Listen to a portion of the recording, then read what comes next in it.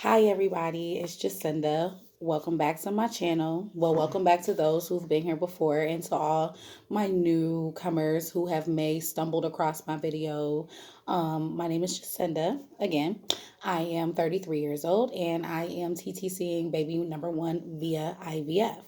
Um, this is my first IVF cycle. I have attempted IVF before in the past, but never was able to complete it because of COVID and everything now like that. So I wasn't able to basically continue with the process, but I am going through with the process now, and that brings us to why I'm here. I am here because I have started the birth control portion of the IVF.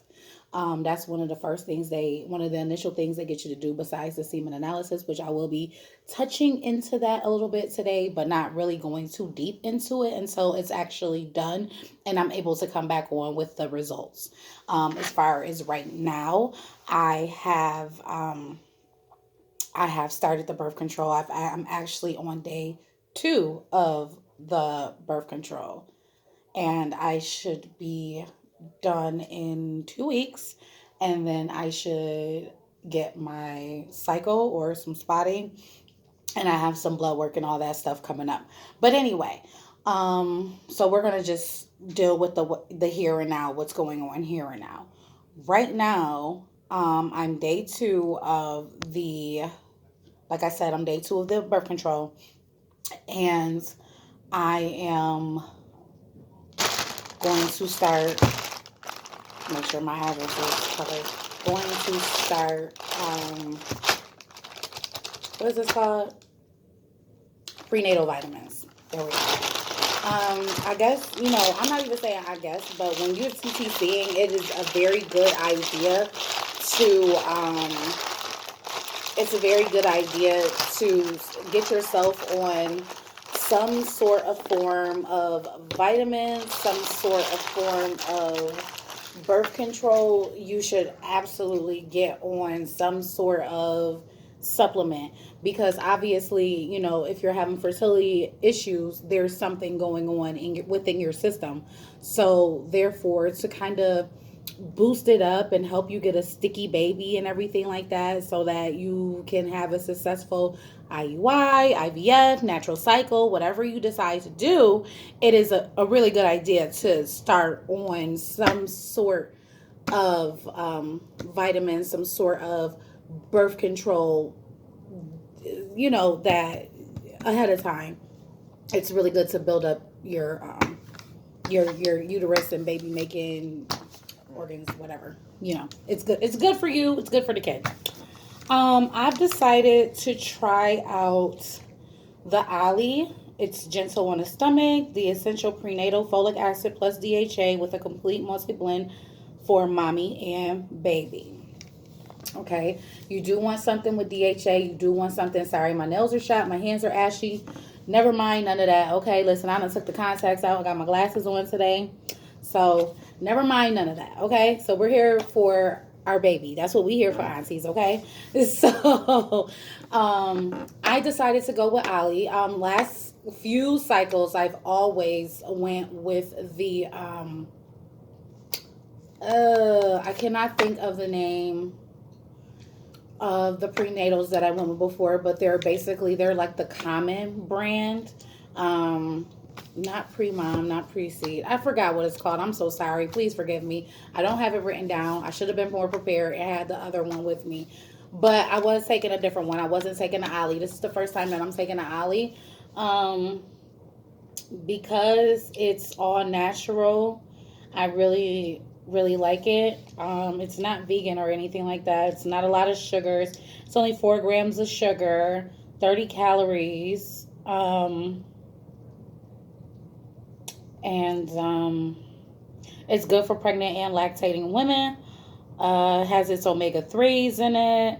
Has all the vitamins A, B, C, D, and E. B6, B12. These are the things that you really want to look for in your, as lots of folate, you know what I'm saying? Like these are the things that you really You know, you really want to look at the sugars for sure, especially someone like me who has to watch their weight. Um, I do have to watch how much sugar I'm intaking when it comes to the chewable prenatals and even the regular ones as well. But the chewable ones, more especially, I have to be careful of because the chewable ones are more like candy and they make it sweeter so that it's easier for you to consume. Because in my day coming up, you only got that little white bottle with the little pink baby, the little pink fetus in the middle of the sticker, and they were hard as horse pills. And in my day, that's all you had.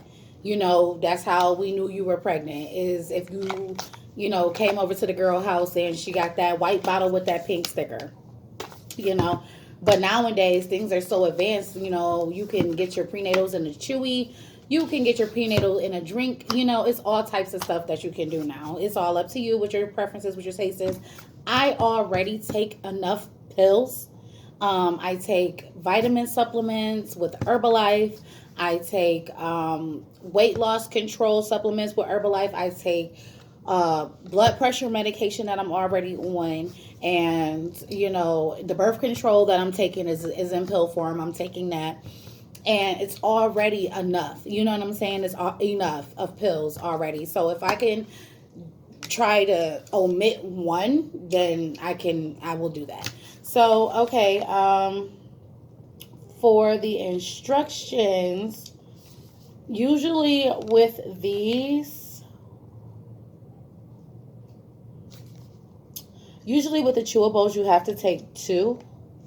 I'm looking for... Okay, so serving size is 2 gummies. So suggested use is take 2 gummies daily, chew thoroughly before swallowing, which is basically the same thing as the other prenatal vitamin that I had taken before.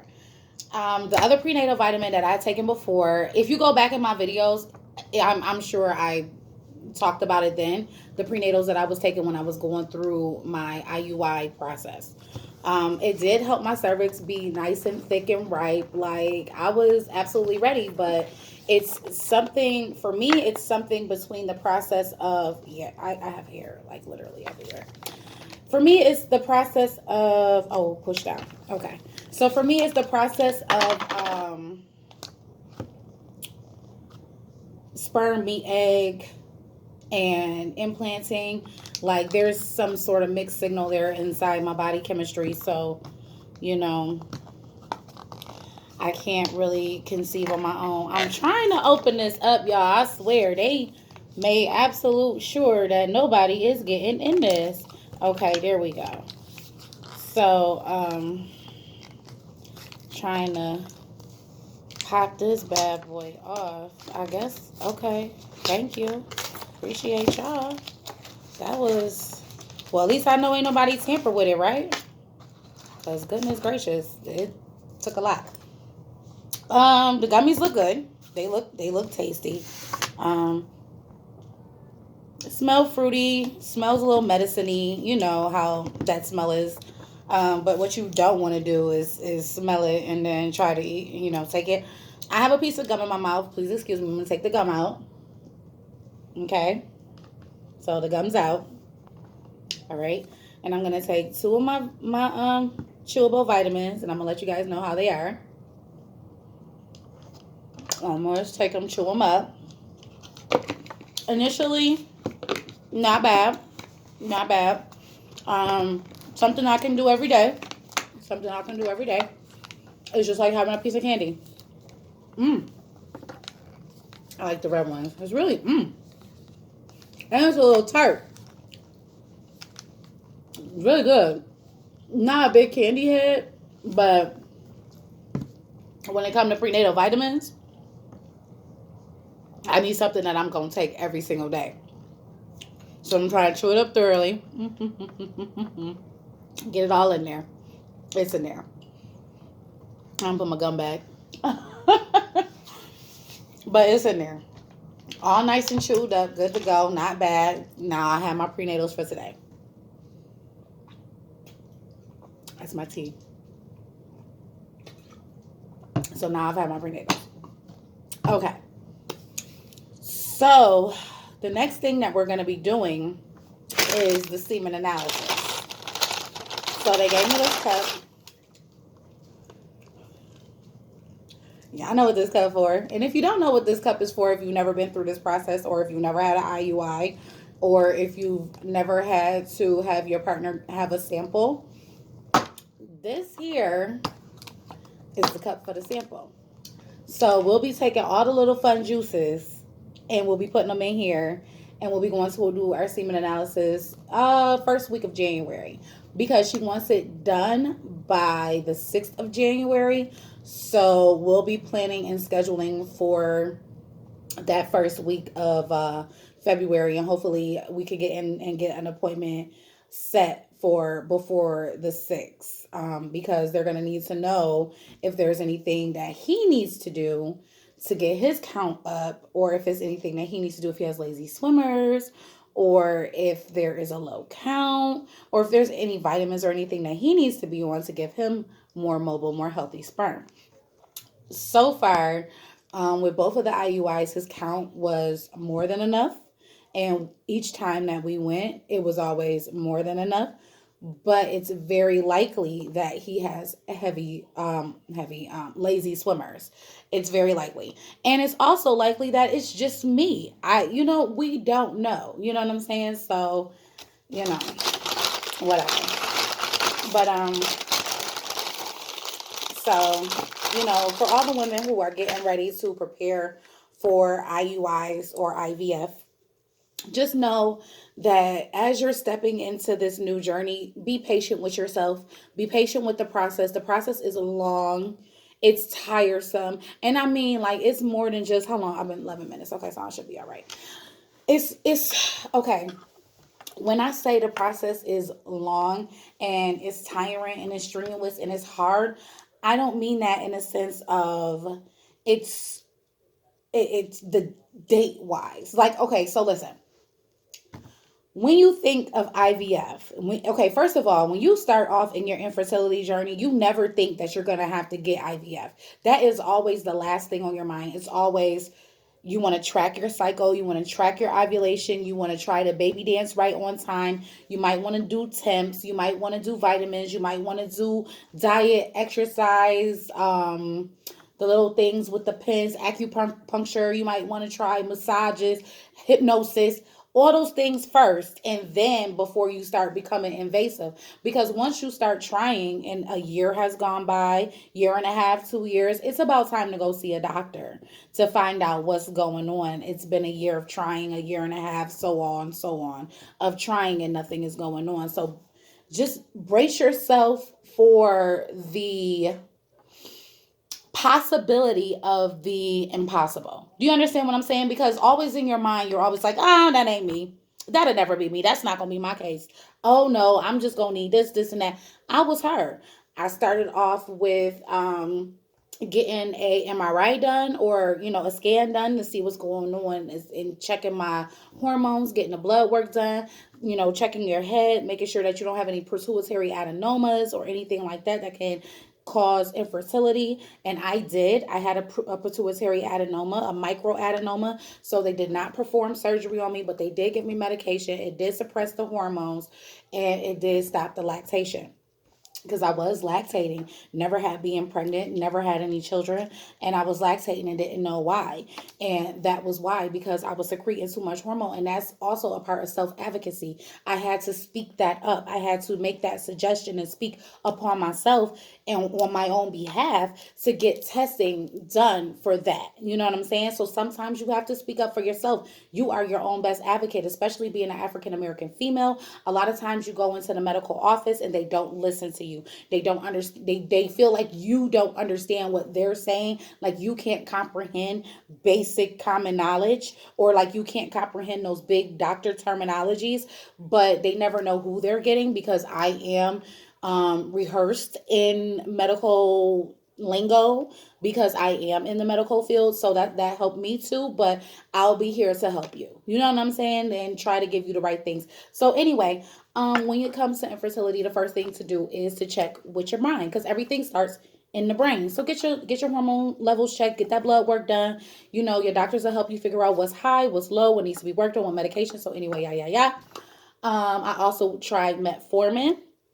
I also did a few rounds of Femara, which is the sister to Clomid. So I did that. I did a few rounds of Femara that were unsuccessful. I did two unsuccessful IUIs, and then I'm going up the list, and I'm thinking like, okay, well, I did this. This didn't work. And every single time I've started something new, whether it be a new medication, whether it be the IUIs, it's always in my mind. This is the end all to be all. Like this is it. I won't have to do anything else. My child is coming from this, and reality hit your ass like, no, sis, this is not the end all to be all. This is not it. And you have another thing to do. So don't get discouraged if your plan doesn't work out the way your plan is set up in your mind, because the saying goes, we plan, God laughs. And that is so true, because I would have had my child by now had it been up to me. I'd have had my child with the bromocriptine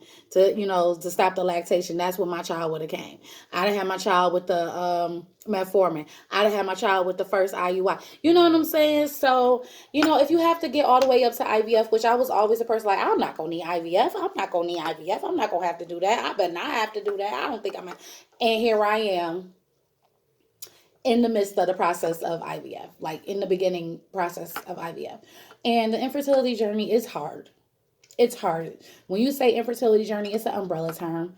The difficulties underneath it are physical, mental, emotional, because you get into it with your partner. Like if you go back in my videos and everything like that, especially the most recent ones, even recently, going through the IVF process and going back and forth to the doctors and everything like that, even during those moments or whatever, I had doubt in my partner. You know what I'm saying? Because he's had doubt within himself.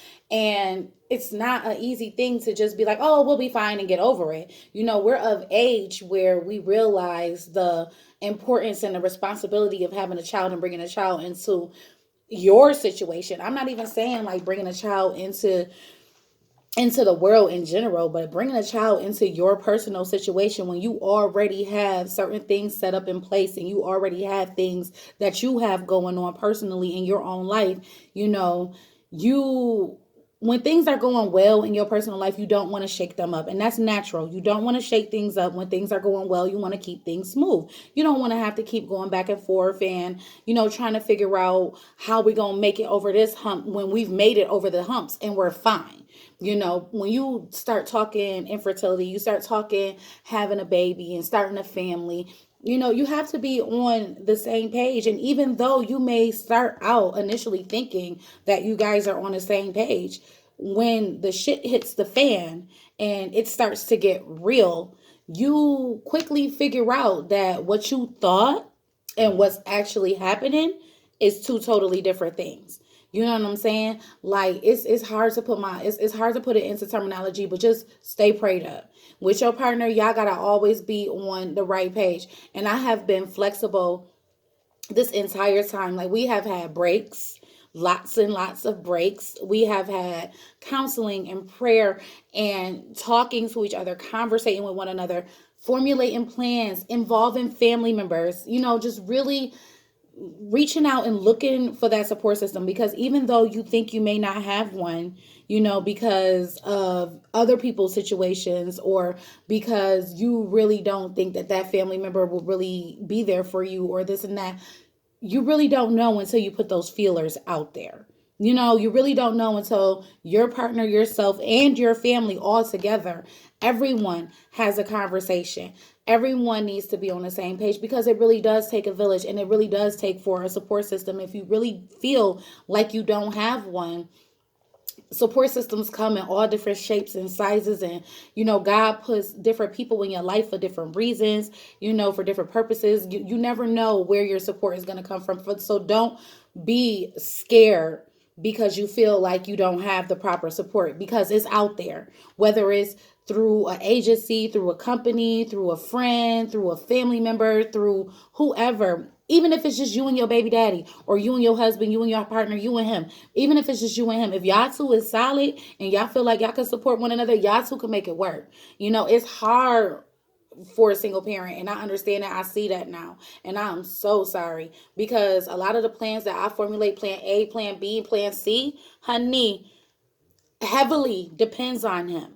You know what I'm saying? A lot of things that I'm going to need help with, or a lot of things that I want to cut the costs and, cut corners with, but still be able to get the full benefit of X, Y, and Z, heavily depends on him, because, he has his own business. He's off of papers, wig, wag, dig, dag. He can help. But anyway, don't be discouraged. Don't let people get you down. Don't listen to people and they naysays, because people will naysay. People will be negative, and don't let that get to you. And don't become overwhelmed with everything that's going on, because even though I know I'm rambling on and on, I'm about to get off of here, but sometimes I feel discouraged because the process is so long, with the birth control and semen analysis, and finally starting my injections and everything, from the point of making that initial phone call to the point of egg retrieval and egg transfers. That is a long process, because even right now it's December 20th. It's December 20th or December 21st. I'm sorry, forgive me. Forgive me. It's December 21st. December 21st, 2020. It's a couple days before Christmas. And I'm not looking to get my eggs put back in until February, which is just a couple months. But, in my mind, I just got to keep thinking to myself, like, yo, everything you're doing is leading up to your baby. From taking those prenatals, taking the birth control, making sure you're taking your proper medications on time, your blood pressure medication, girl, everything you're doing is all leading up to your baby. It's a slow process, but it's a for sure process. And we all know how that goes, especially when it comes to like anything that you have to wait for and work for and pray for is worth it. Nothing that comes easy to you will appreciate.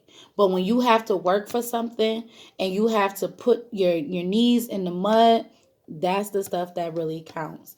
That's the stuff that is truly, truly, truly worth it in life. And I'm just going to leave y'all on that. And I just want to thank you guys for joining me once again.